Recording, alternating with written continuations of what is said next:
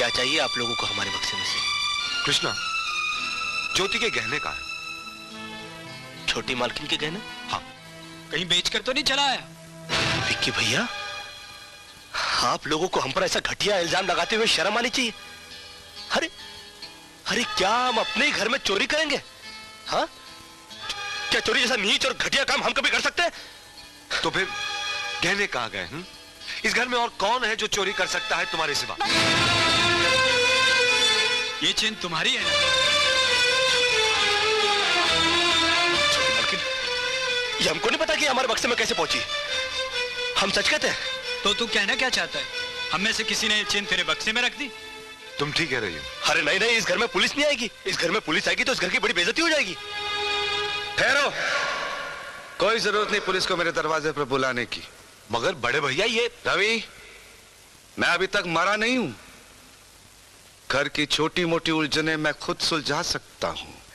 साहब जी इन्हें डांटिए, अभी का अभी डांटिए। अरे छोटी मालकिन के गहने चोरी हो गए और ये लोग हम पर शक कर रहे हैं। ये लोग सोच रहे हैं कि वो गहने हम कहीं बेच आए।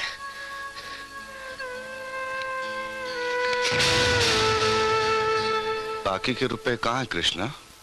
क्या क्या पूछा आपने साहब जी?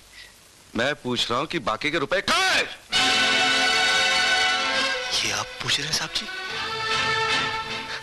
अपने कृष्णा से? देखो कृष्णा, गलती हर इंसान से होती है। तुम मुझे सही सही बता दो कि गहने तुमने कहां बेचे, मैं तुम्हें कुछ नहीं कहूंगा। अब कहने के लिए बाकी क्या है साहब जी? एक छोटा सा सवाल पूछ के आपने बहुत कुछ कह दिया है साहब जी। कृष्णा, बात को आगे मत बढ़ाओ। बात आगे बढ़ चुकी है साहब जी, बात आगे बढ़ चुकी है। अब तो आप पुलिस को ही बुलाइए। वो जब हमें कुत्ते की तरह मार मार के हमसे पूछेगी ना, अब तो हम तभी बताएंगे कि हम गहने कहां बेच कर आए साहब जी। मत कहो मुझे साहब जी।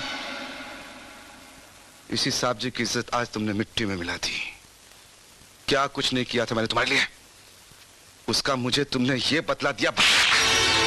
बचपन में जब हमारे माँ बाप मर गए थे ना और हम अनाथ हो गए थे ना, तब भी हमें इतना दुख नहीं हुआ था जितना दुख हमें आज हुआ है जब आपने हमें चोर कहा साहब जी। आपने हमें चोर कैसे कहा साहब जी? और ज्यादा सफाई देने की जरूरत नहीं है। दूर हो जा, मेरी नजरों से दूर हो जा। निकल जा इस घर से।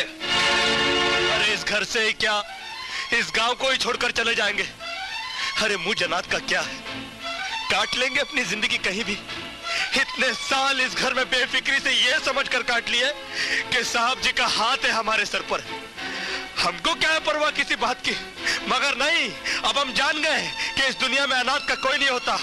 हम जा रहे हैं साहब जी और इस घर में कभी नहीं आएंगे। अभी निकल जा। दोबारा इस घर की दहलीज में कदम भी रखा तो मेरा मरा हुआ मुंह देखेगा तू। अरे नहीं नहीं नहीं, मुझ नौकर के लिए अपने दिल को दुख देने की कोई जरूरत नहीं। मैं कदम भी नहीं रखूंगा यहाँ पर, कभी नहीं आऊंगा। अभी हम जा रहे हैं। और आप भी सुन लो बड़ी मालकिन, अगर भूले भटके हमने आपके दिल को ठेस पहुंचाई हो ना, तो हमको माफ कर देना। अरे साहब जी, जिन हाथों से मारा है उन हाथों से आशीर्वाद तो दे दो। अच्छा बड़े मालकिन, कम से कम तुम तो आशीर्वाद दे दो। हम समझ गए कि इस घर से हमारा दाना पानी उठ चुका है। अरे बड़ी सीधी सी बात है साहब जी, मगर कृष्णा के समझ में आ जाई है कि गरीब की किस्मत उस पर कुछ दिनों के लिए मेहरबान तो हो सकती है, मगर हमेशा के लिए संवर नहीं सकती।